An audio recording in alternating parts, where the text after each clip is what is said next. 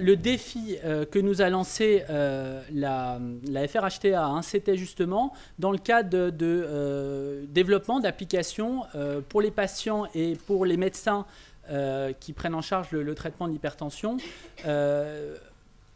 intervenir sur l'application Alerta. Alors Alerta, c'est une application qui vise à alerter les patients quand leur état de santé nécessite peut-être de rapprocher en tout cas le rendez-vous qu'ils ont chez leur médecin qui suit leur hypertension. Alors le constat qu'on a fait, et moi j'ai été assez surpris de ce constat-là, c'est qu'en fait quand un patient va voir son médecin dans le cadre du suivi de l'hypertension, c'est essentiellement pour changer ou pas son traitement. Donc on s'est dit comment aider les patients dans ce cadre-là, sachant que quand ils vont chez le médecin, c'est pour changer ou pas son traitement. Alors ce qu'on s'est dit, c'est qu'une idée, en tout cas, qu'on pourrait essayer de mettre en œuvre, c'est essayer de prédire, sur la base d'informations que le patient a à sa disposition à un instant T, si oui ou non, à ce moment-là, un spécialiste aurait décidé de changer son traitement. Alors, on n'en est pas encore à décider le traitement qu'on préconiserait à ce moment-là au patient. Moi, j'étais assez sidéré de voir la complexité de la thérapeutique quand j'ai travaillé sur ce projet. Je crois que l'ordinateur n'en est pas encore là. En tout cas, c'est quelque chose qui pourra venir, je pense, dans un second temps. Donc, nous, on s'est d'abord concentré sur le problème de simplement essayer de détecter quand est-ce que le patient doit, j'ai envie de dire, accélérer sa visite chez son médecin pour challenger un petit peu son traitement de l'hypertension. Alors la clé là-dedans, ça va être, alors pour être pertinent sur cette question-là, ça va être l'intelligence artificielle. Alors qu'est-ce que c'est que l'intelligence artificielle? C'est justement tous ces algorithmes, donc toutes ces techniques qui permettent, sur la base de nombreuses données, de simuler un petit peu le raisonnement humain, s'inspirer un petit peu du raisonnement humain, donc introduire une notion un petit peu d'apprentissage progressif, d'amélioration, et donc typiquement d'essayer d'apprendre quand est-ce que le spécialiste a décidé de changer le traitement. Alors, pour mener à bien ce genre de projet, évidemment, il faut une matière première, et la matière première, c'est la donnée. En l'occurrence, c'est la FRHTA qui nous a cédé cette donnée, évidemment, dans un cadre anonymisé. La donnée, c'est la donnée qui va servir d'entraînement au modèle. Donc, il faut qu'elle soit, on va dire, traitée assez lourdement. C'est ce que je vais essayer de décrire très rapidement. Une fois qu'on a cette donnée, il s'agit d'avoir un environnement technique pour la traiter. Et là, tout de suite, on va s'intéresser à des environnements type Big Data. C'est ce qui permet notamment d'utiliser des clusters de machines, donc plusieurs machines reliées en parallèle et qui vont accélérer profondément l'exécution de routines algorithmiques, de façon à permettre à ces algorithmes qui sont assez sophistiqués et profondément non linéaires de converger. Voilà, de converger. Donc, je résume. De la matière première, c'est la donnée, c'est la cohorte fournie par la FRHTA. Un socle technique informatique, c'est le socle du Big Data et toutes les technologies qui sont en plein boom aujourd'hui, notamment Spark, par exemple, et l'intelligence artificielle. Donc ça, c'est la boîte à outils mathématique, algorithmique, qui va permettre de faire parler ces données. Alors maintenant, un mot sur la cohorte. Je regarde un petit peu le temps que j'ai. Oui, ça passe à une allure phénoménale. Donc, il s'agit de 1000 patients. On n'est pas dans le big data, me direz-vous. Erreur, à partir du moment où on commence à traiter des verbatims. Alors, les verbatims, c'est parfois très, très lyrique. En tout cas, c'est beaucoup de phrases, beaucoup de détails, notamment dans les cadres de services spécialisés. Et donc, beaucoup de données, finalement, à traiter, sachant que les algorithmes d'intelligence artificielle ne sont pas capables de capter directement du texte. Ils ont besoin, évidemment, qu'on vectorise, donc on transforme le texte en nombres. Dans ces données-là, évidemment, alors on avait beaucoup d'éléments. C'était très très riche du fait justement de l'expertise du service, donc de la biométrie, l'histoire de la maladie, des antécédents, biologie, pression artérielle, traitement, conclusion.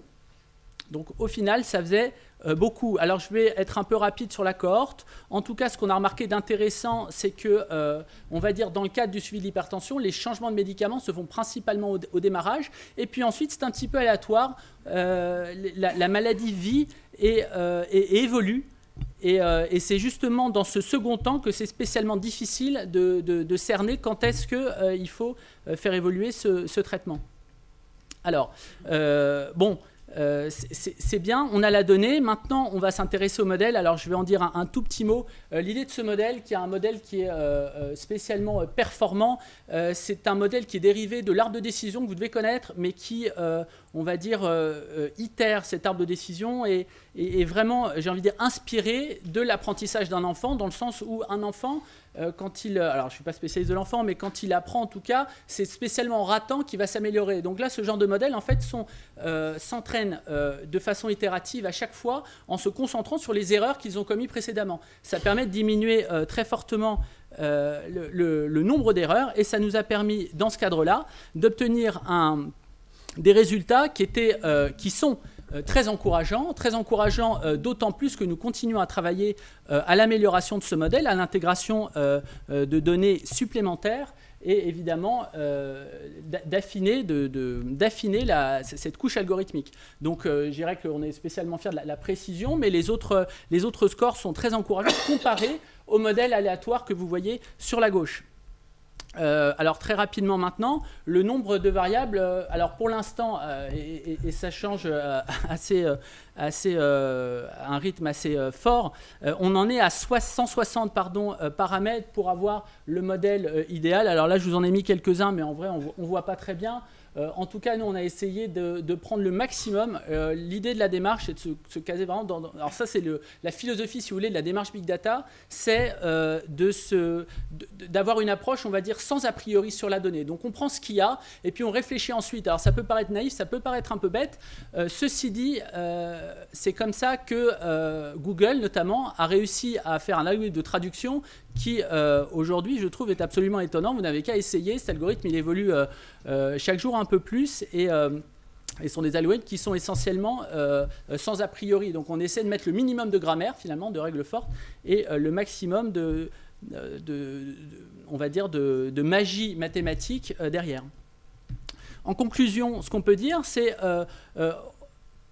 on a réussi à créer ce modèle, donc on a réussi à approcher cette prise de décision avec une excellente précision, d'autres métriques qui tendent à s'améliorer.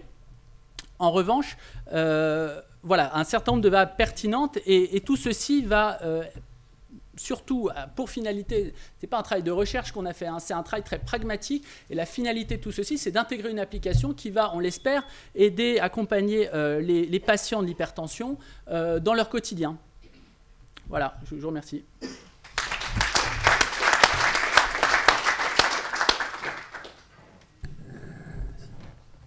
Eh bien, merci François. Mais peut-être qu'il va y avoir une question très intelligente pour l'homme qui gère l'intelligence. Alors, je pense qu'il faut souligner la performance de François, son premier projet en relation avec la santé. François n'avait absolument aucune notion de ce que c'était qu'un patient hypertendu. Il n'est pas d'une famille où il y a des médecins dans la famille. Il est très très naïf et on en a tiré... Comme un enfant. Oui, on en a tiré beaucoup d'intérêt, en particulier vis-à-vis de ce paramètre. Qu'est-ce qu'on fait quand on suit un malade chronique ? Posez-vous la question, et vous aurez chacun votre réponse, mais nous, on s'est dit, en tout cas dans l'hypertension artérielle, en fait, la seule chose qui est vraiment médicale, c'est le traitement. C'est ça qu'on fait. Et qu'est-ce qui justifie de voir un patient, au fond, qui a une maladie chronique ? C'est d'agir comme un médecin, c'est-à-dire de jouer sur le traitement. Le diagnostic, le pronostic, il y a des outils qui existent déjà pour cela. Mais donc, dans la maladie chronique, c'est ça la dimension. Et je pense que l'outil sur lequel a travaillé François... Alors, là où je reste encore un peu dans le mystère, c'est que vous me dites toujours la richesse de mon travail, c'est pas l'algorithme, parce que ça, l'algorithme, on s'en fout, c'est public. C'est en revanche les données, et il faut que les données vivent. Est-ce que vous pouvez expliquer ce que ça peut vouloir dire demain ? Un outil comme celui-là, c'est un outil fermé ou c'est un outil ouvert ? Donc la promesse un peu de ces algorithmes d'intelligence artificielle, c'est qu'ils évoluent dans le temps et donc plus vous leur injectez de la donnée fraîche et meilleure, et plus ils vont progresser. Voilà, donc c'est un cycle, si vous voulez, sans fin, qui a pour but toujours l'amélioration, l'amélioration constante de ces modèles.